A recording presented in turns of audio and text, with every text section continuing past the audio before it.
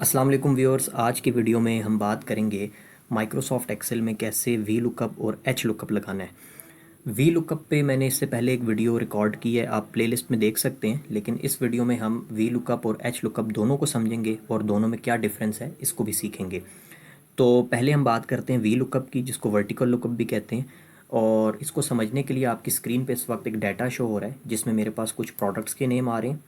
उन प्रोडक्ट्स की SKUs आ रही हैं सेकंड कॉलम में, और थर्ड में हमारे पास उसकी कॉस्ट और शिपिंग चार्जेस डिस्प्ले हो रही हैं। तो हम अपने इस डाटा पे वी लुकअप लगाएंगे। अच्छा, राइट साइड पे आपके पास कुछ क्राइटेरिया शो हो रहे हैं, जिस तरह प्रोडक्ट नेम है, SKU है, कॉस्ट पर यूनिट है और शिपिंग है। मैं यहाँ पे प्रोडक्ट नेम जस्ट इंसर्ट करूँगा और वी लुकअप के थ्रू हम इसकी SKUs, कॉस्ट पर यूनिट और शिपिंग चार्जेस कैलकुलेट करेंगे।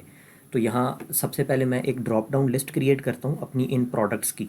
इसके लिए बड़ा सिंपल है, आपने डाटा में डाटा वैलिडेशन का ऑप्शन है, इसको आपने क्लिक करना है और यहाँ पे इसको लिस्ट सेलेक्ट कर लेनी है। देन आपने सोर्स में जो आपके प्रोडक्ट्स के नेम है उनको सेलेक्ट करके एंटर प्रेस करना है। तो आपके पास यहाँ पे एक ड्रॉप डाउन लिस्ट क्रिएट होगी जिसमें मेरे तमाम प्रोडक्ट्स आ रहे हैं। अब मैं कोई भी प्रोडक्ट सेलेक्ट कर लेता हूँ, लाइक मैं लैपटॉप सेलेक्ट करता हूँ और लैपटॉप के SKU को कैलकुलेट करने के लिए यहाँ हम वी लुकअप का फार्मूला लगाएंगे। अदरवाइज़ आपको मैनुअली अगर देखना हो कि लैपटॉप की SKU, कॉस्ट और शिपिंग क्या है, तो आप यहाँ इस रेंज में सर्च करेंगे और उसके बाद देखेंगे लैपटॉप सेकंड नंबर पे आ रहा है, उसकी SKU, कॉस्ट और शिपिंग यहाँ टाइप करेंगे। तो फार्मूला के थ्रू ये हम बड़ा इजीली कर सकते हैं। तो पहले मैं वी लुकअप का फार्मूला टाइप करता हूँ, आपने is equal to V lookup type करना है और टैब प्रेस करना है। फर्स्ट हमसे वो पूछ रहा है लुकअप वैल्यू के बारे में। तो लुकअप वैल्यू हमारी, क्योंकि ये लैपटॉप है जिसको हमने इस रेंज में देखना है, तो आपने इसको लैपटॉप को क्लिक कर लेना है, इस सेल को। देन आपने इस सेल को लॉक कर देना है, क्योंकि मैं फार्मूला जो SKU में जो फार्मूला लगाऊंगा वो बाकी कॉस्ट यूनिट और शिपिंग में पेस्ट करना है। तो मेरी ये पोजीशन चेंज नहीं होनी चाहिए, क्योंकि मैं अपना प्रोडक्ट नेम इसी में ही चेंज करूँगा, इसी सेल में। तो हम इसको F4 प्रेस करके लॉक कर देंगे। देन आप कॉमा प्रेस करें और अब आपसे वो पूछ रहा है कि ये जो लुकअप वैल्यू है ये आपने किस टेबल अरे में देखनी है। तो हमारे पास जो टेबल अरे है वो ये पूरा टेबल है, हमने इसको सेलेक्ट कर लिया और इसको भी हम लॉक कर देंगे। कॉमा प्रेस करें और अब आपसे पूछ रहा है जो आपने टेबल अरे सेलेक्ट किया है इसमें कौन से कॉलम में आपकी ये वैल्यू आ रही है, SKU।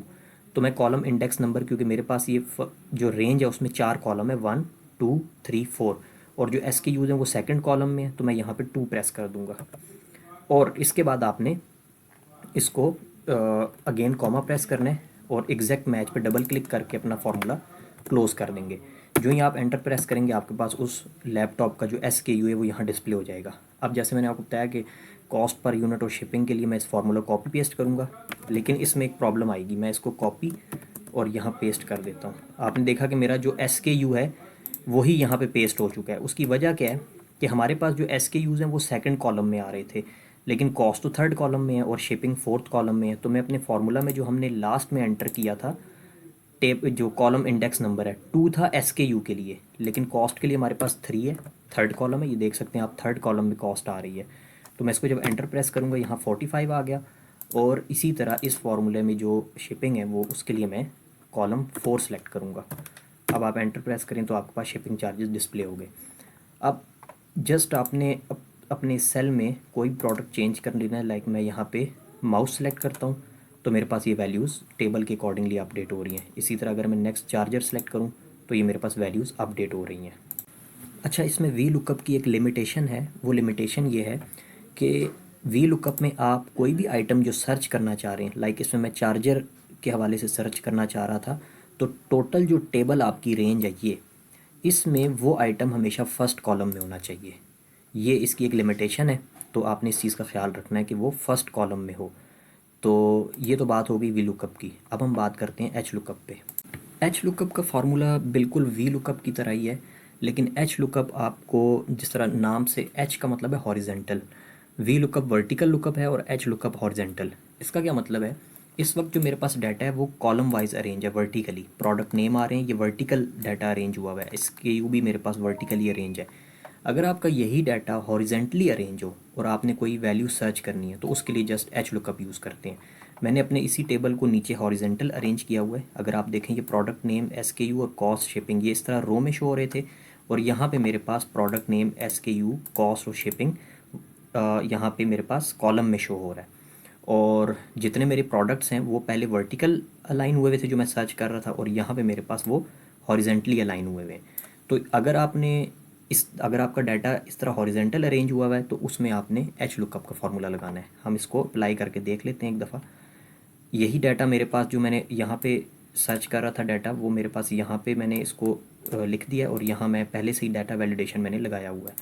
तो लाइक इसी तरह हम यहाँ पे LCD सेलेक्ट करते हैं और अपना SKU के लिए एच लुकअप का फार्मूला लगाते हैं, क्योंकि मेरे पास अब जो SKUs कॉस्ट और शिपिंग है वो हॉरिजेंटली अरेंज हुई है। ये आप देख सकते हैं SKU कॉस्ट और शिपिंग ये हॉरिजेंटली अरेंज है। तो मैं यहाँ एच लुकअप का फार्मूला लगाऊंगा, is equal to H lookup, tab press करना है आपने।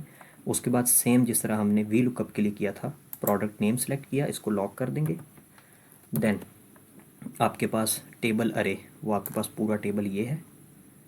देन आपने इसको भी लॉक करना है, और अब आपसे वो कॉलम इंडेक्स नहीं पूछ रहा, वो आपसे पूछ रहा है रो इंडेक्स नंबर। तो हमारा SKU किस रो में है, जो हमने पूरी रेंज सेलेक्ट की उसमें ये फर्स्ट रो है, और ये सेकंड रो में SKU है, तो आपने यहाँ 2 प्रेस करना है।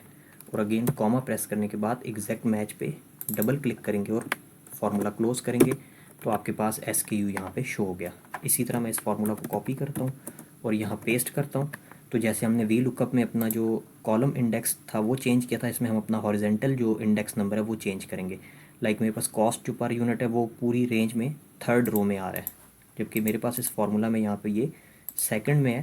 तो इसको मैं 3 प्रेस करूँगा, और इसी तरह शिपिंग के लिए इस 2 को रिप्लेस कर दूँगा 3 से और 4 से, क्योंकि मेरे पास फोर्थ रो में है। तो यहाँ आपके पास प्रोडक्ट नेम और ये SKUs कॉस्ट और शिपिंग अपडेट हो गई है। कोई भी प्रोडक्ट मैं चेंज करता हूँ और यहाँ पे मैं चार्जर सेलेक्ट करता हूँ तो मेरी वैल्यूज़ अपडेट हो रही हैं। इसके अलावा जो एच लुकअप की लिमिटेशन है वो भी सेम वी लुकअप की तरह है। जो भी आप प्रोडक्ट या आइटम सर्च करना चाह रहे हैं वो आपका फर्स्ट कॉलम में होना चाहिए। जो आपकी रेंज होगी उसमें फर्स्ट कॉलम में ये प्रोडक्ट नेम या कोई भी आइटम होनी चाहिए। तो ये बात हो गई वी लुकअप और एच लुकअप की। हमने सीखा कि इन दोनों में डिफरेंस क्या है। उम्मीद करता हूँ आपको इन दोनों के बारे में आइडिया हो गया होगा, और अगर कोई क्वेश्चन है तो आप मुझसे कमेंट सेक्शन में पूछ सकते हैं। वीडियो अगर आपको पसंद आई है तो इसको लाइक करें और चैनल को सब्सक्राइब करें। Thank you.